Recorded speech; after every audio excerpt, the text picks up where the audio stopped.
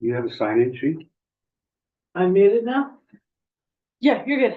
Okay, I'd like to call this meeting to order. This is the public information meeting, the special meeting agenda for Thursday, March 6, 2025. We're starting at 7 p.m. And we do have a teleconference option. Members of the public interested in participating by teleconference may do so using the call-in information. Please note the teleconference option is provided as a courtesy and at the participant's own risk. The district cannot guarantee that there will be no loss of connectivity or other technological obstacles to full participation through teleconferencing.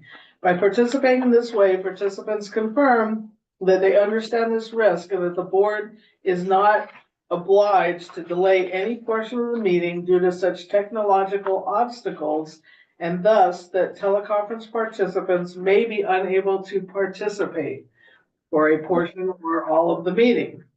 Hopefully that doesn't happen. So we're going to start with our pledge to the flag. If everyone could please rise.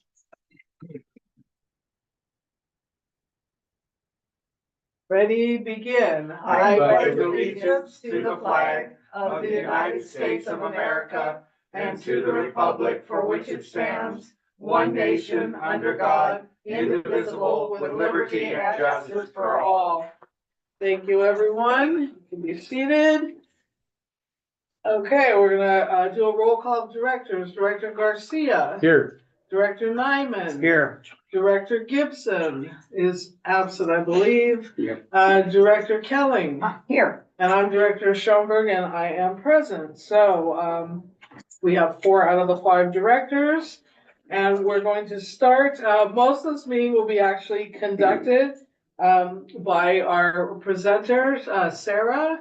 And so I will be turning it over to her in item 3. But just a quick introduction. So today we're here to talk about the standby fee. This fee does not affect everyone in Fraser Park. It only affects properties that are currently developable, or currently can be developed, but are not presently developed. So that's what this fee covers. So it will not affect a large portion of our constituents, but it will affect some. And so that's what we'll be talking about this evening. We are working on trying to raise that standby fee. It's been at $5 for a very, very, very long time. I'm not even sure how long. And that's what this meeting is all about. So with that said, I am going to turn it over to our presenter. Sarah, thank you. And I guess along the way, the public is allowed to ask questions. However, it would be best if you could let her go all the way through her presentation first. And then in item 4, we will open the meeting for public questions and comments. So if you could give her the floor and allow her to do her PowerPoint presentation, and then we will go from there. Thank you very much. Good evening, members of the board and members of the community. I'm very happy to be here tonight. I hope you all are enjoying the snow that I think might still be falling, hopefully, for you. My name is Sarah Mayers. I am a director at NBS. NBS is a firm who provides consulting services to local government agencies throughout the state related to these types of revenue measures. So very familiar with the process and how it has evolved over the years. I've got a brief presentation to share with you, and then we certainly will be able to answer any questions you might have. So I will go ahead and share my screen so that we can get started.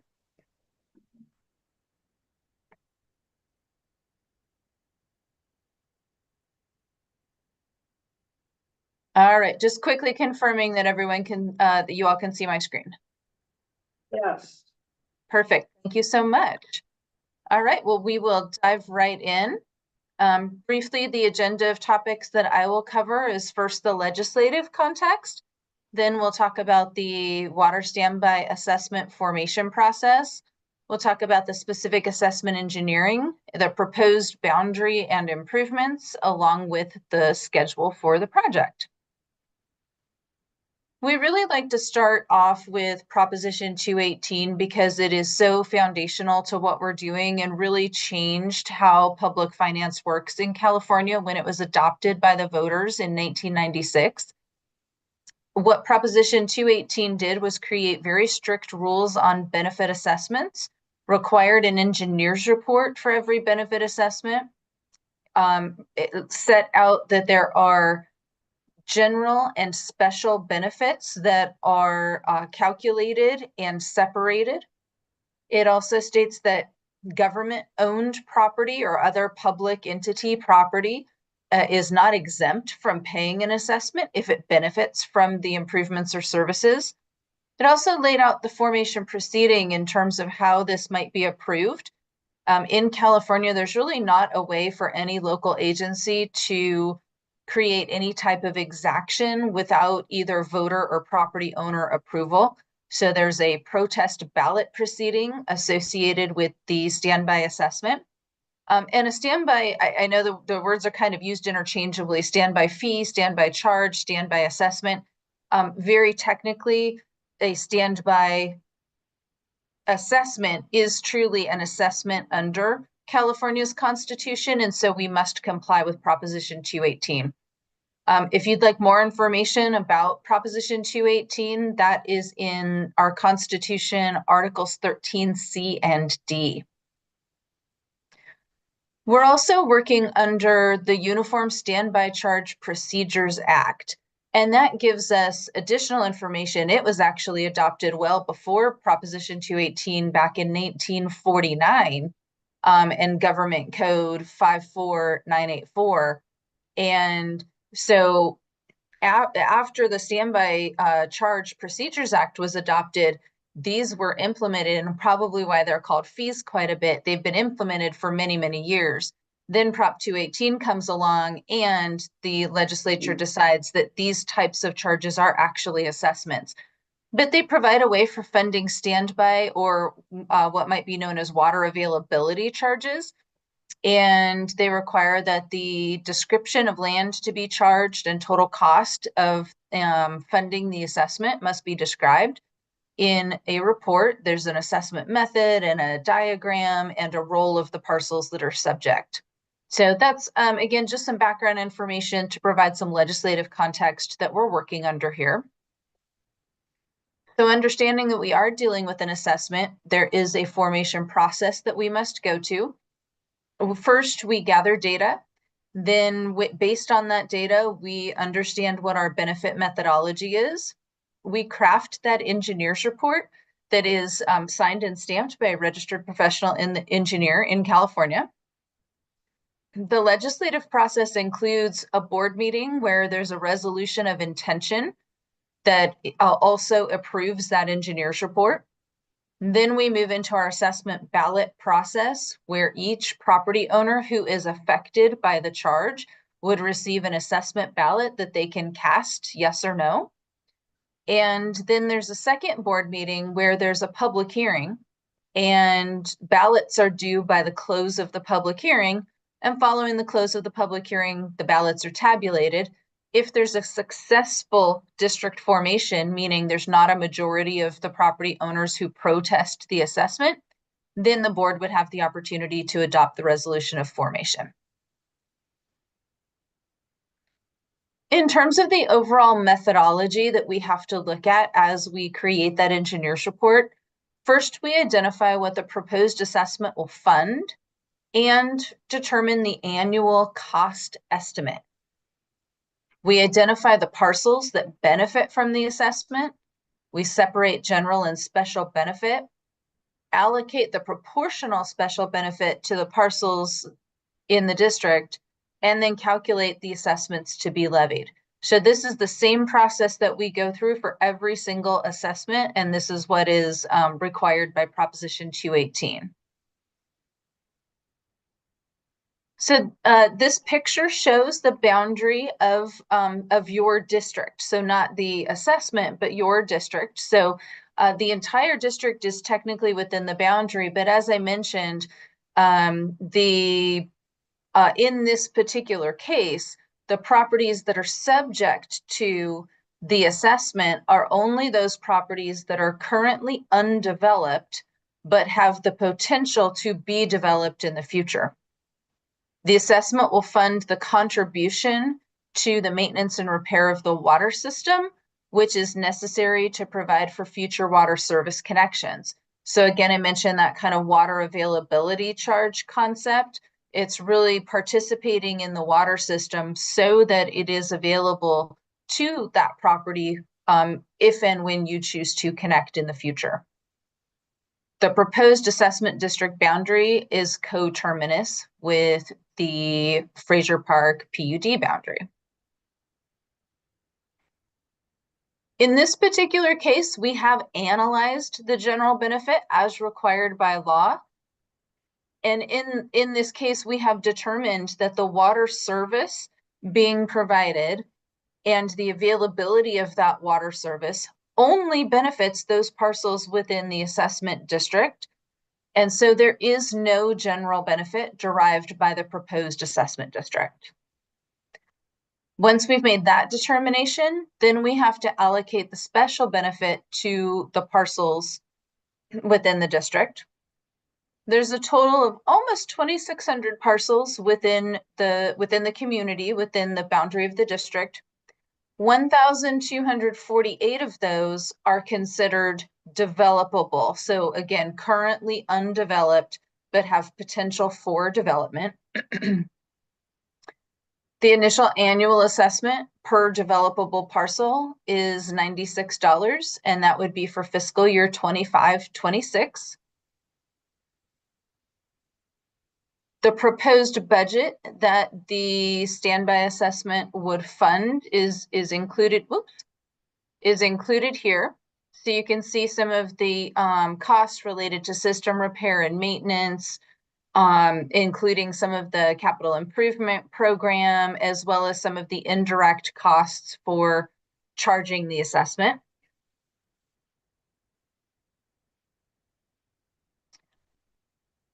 The maximum amount to be assessed on those 1,248 developable parcels, again, is that $96.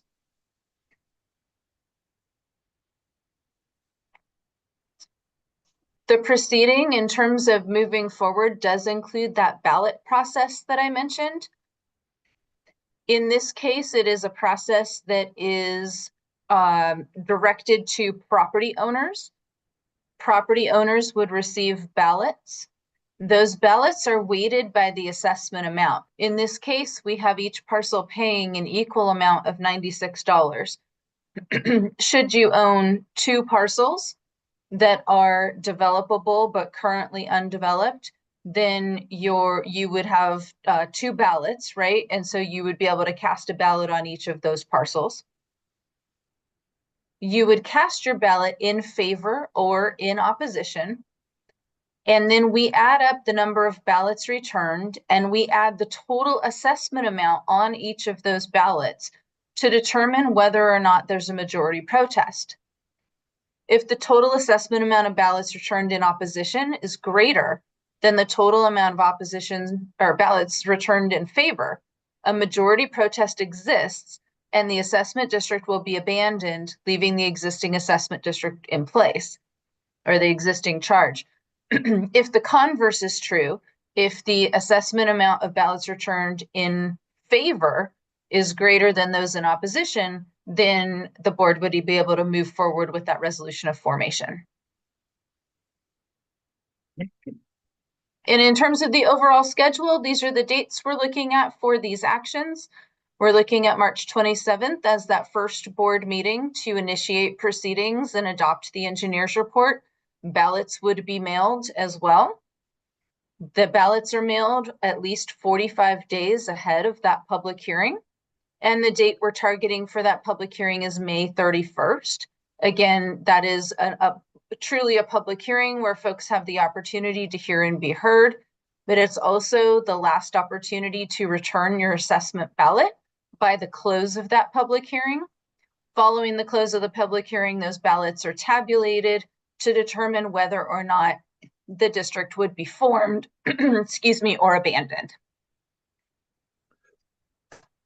And with that, I'm happy to answer any questions you all might have.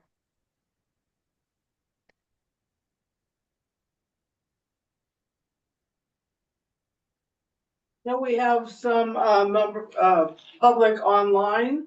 Are there any questions from any of the public that are online that this might affect?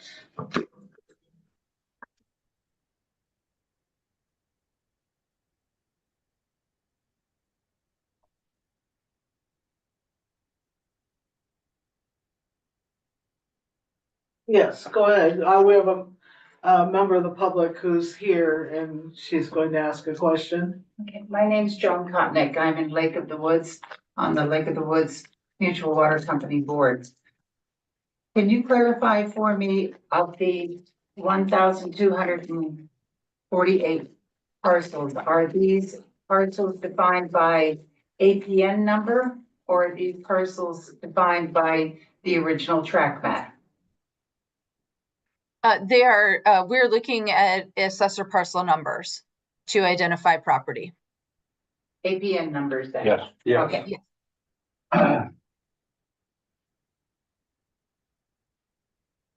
VPN stands for assessor's parcel. Yeah.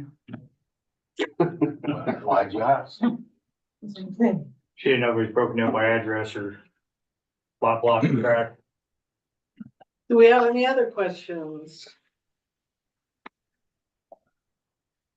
Go ahead, Joan. Joan has a second question. To clarify, if this is passed, if this passes, and if, big if the annexation with Lake of the Woods and all properties in between Fraser Park and Lake of the Woods that will be included in the annexation, then all of those parcels that are currently undeveloped would also be subject to this $96 No, charge? I don't believe so because it's only going by the current boundary. Is that correct, Sarah? That is correct. It is, So we would however, there's potential for that to be addressed in the actual LAFCO proceeding for the annexation. So that could be a conversation with LAFCO at the time of the annexation of that property to the PUD, that the assessment might be extended. But again, that would only happen if that were addressed through the LAFCO process. Right now, the boundary only includes Fraser Park. And would that require another, so they could consider it, but would there be another Prop 218 process in that consideration? Or there would be some sort of vote in that consideration, correct? Because there is a vote from property owners as to whether or not they're willing to annex. Well, becoming part of our system, so. I think everything would have to, for rates and for the standby fee, we would have to do different Prop 218 because we're only, That's what I'm asking. I know. And that would be up to LAFCO. I've actually seen it happen over the years both ways, where there is an additional proceeding required, like another assessment ballot proceeding. But I've also seen where the LAFCO vote serves as the vote to also extend some of these assessments. So again, it'll just have to be determined by LAFCO at the time that might occur.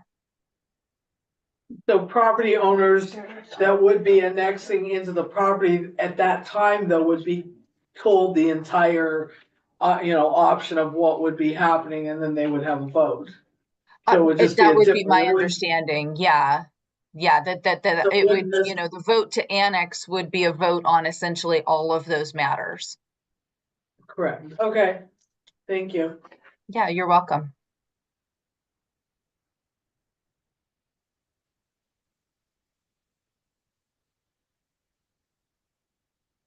Looks like you have an easy night, Sarah. Well, I'm happy to answer any more questions and certainly happy to answer questions if folks think of things later and submit questions as well. And I believe since this will be available on YouTube, we'll be able to direct anyone who's interested in at least this initial presentation to watch this. And they can ask other questions. Do any Yeah, of the other absolutely. board members have questions or comments? No, just that the assessment has not been raised for probably 40 or 50 years.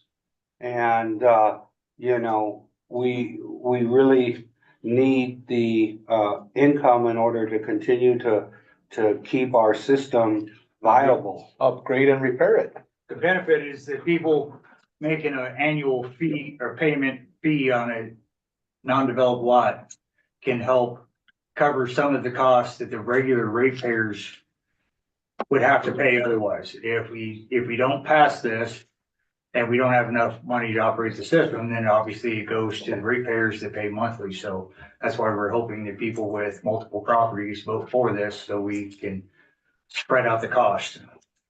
And maintain a viable system. Yeah. And start putting some money aside to try to pay for wells and tanks. It's over $1 million for a water tank right now. Absolutely. But a lot of people don't understand, I think. Yeah, but if the pipe going down some street in front of their house and they all of a sudden, or their property, and they all of a sudden want to build. And if that pipe isn't there or isn't up to standard, I mean, then they won't be able to build. Exactly right. So they need, I mean, you know, They're just future people need to help pay for The system that serves us all. So just to reiterate, right now, the people this affects are not paying into the system or are paying $5. I mean, I think there will be some people that maybe get assessed in the future, but the current vote, it would be the $5 that's currently paid per year. And this would go up to $96 per year, which I just divided by 12, that breaks down to $8 per month. So it's Still very minimal. still minimal. However, $5 per year is Ludicrous. almost crazy. Yeah, it's not really doing much of anything. And just to reiterate, this does not affect someone who currently receives water in our system and who has paid into the system. So they will not receive a ballot. It will only be the the undeveloped lots that are developable or can be Well developed. said. That word is hard to say. So I don't hear any other questions. One more time before we, I mean, I think that's kind of my closing comments. So just a reminder that these ballots that we're going to have this meeting at our next board meeting, which will be on the 27th, is that correct? That's correct. Again of March.